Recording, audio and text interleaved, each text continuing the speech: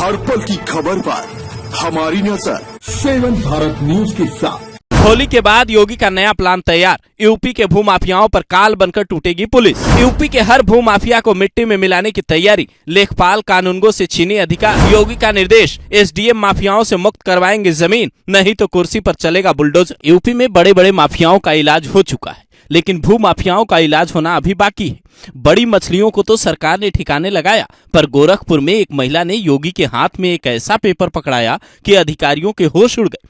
योगी ने बकायदे कानून में बदलाव भी कर दिया। अब एसडीएम की जिम्मेदारी है कि वो भूमाफियाओं से जमीन खाली करवाकर आम इंसानों को लौटाएं। दरअसल होली के 2 दिन पहले ही एक आदेश जारी हुआ था, लेकिन होली के ठीक 1 दिन बाद गोरखपुर में सीएम जनता दरबार लगाते हैं और उसमें हमेशा की तरह ही मुस्लिम महिलाएं पहली लाइन में बैठी थी। इसी बीच एक महिला योगी को किसी भूमाफिया के बारे में जानकारी देती है। योगी पेपर हाथ में लेते ही गुस्से से लाल हो जाते हैं, सीधा आदेश देते हैं कि जो भी भूमाफिया है उसको सबक सिखाया जाए। लेकिन भूमाफियाओं का हौसला कितना बुलंद है, जरा तस्वीरों में देखिए। जिस वक्त योगी ये आदेश सुना रहे थे, ठीक उसके 24 घंटे पहले एक तस्वीर प्रतापगढ़ से भी सामने आती है। प्रतापगढ़ में एक सनकी लड़का ट्रैक्टर पर बैठकर तमाशा करता है। खेत में लगे पोल को ट्रैक्टर की मदद से उखाड़ता है, यहाँ तक कि उसके सामने जो भी आता है उसको वो रौंद देता है। क्या आपकी जमीन भी किसी ने कब्जा की है और आपकी कोई सुनने वाला नहीं है? नया नियम क्या है, जिसके बाद तहसीलदार और कानूनगो की ताकत पर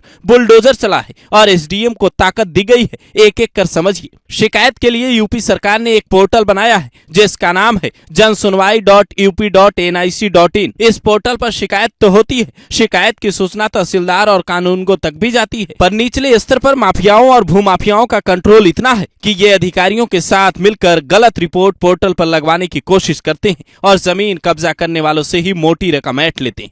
यही कारण है कि शिकायत की सुनवाई नहीं हो पाती। योगी तक रिपोर्ट पहुंचती है कि शिकायत करने वाले का विवाद निपटा दिया गया है, लेकिन असल में शिकायत जस की तस बनी रहती है। यूपी में एंटी करप्शन टीम की कार्रवाई सबसे ज्यादा तहसीलदार और कानूनगो पर होती है, जिसका अंदाजा अब योगी को भी होने लगा है। इसीलिए अब ऐसा नियम बना है जिसके बाद भूमाफियाओं को अब जमीन खाली करनी ही पड़ेगी। नए नियम के मुताबिक अब सीधे एसडीएम के पास सूचना जाएगी, उनके सिस्टम पर शिकायत फ्लैश हो, एसडीएम सीधे मामले को देखेंगे। एसडीएम के आदेश पर तहसीलदार और कानूनगो के पास मामला जा सकता है। अगर आप तहसीलदार और कानूनगो की कार्रवाई से संतुष्ट नहीं है तो दूसरी बार पोर्टल पर शिकायत कर सकते हैं। यूपी सरकार पिछले 8 साल से भूमाफियाओं को हटाने की कोशिश कर रही है, लेकिन भूमाफियाओं पर सीधा आशीर्वाद जिले के निचले स्तर के अधिकारियों और कर्मचारियों का बना रहता है, जिसके कारण वो बाबा के बुलडोजर से बच जाते हैं।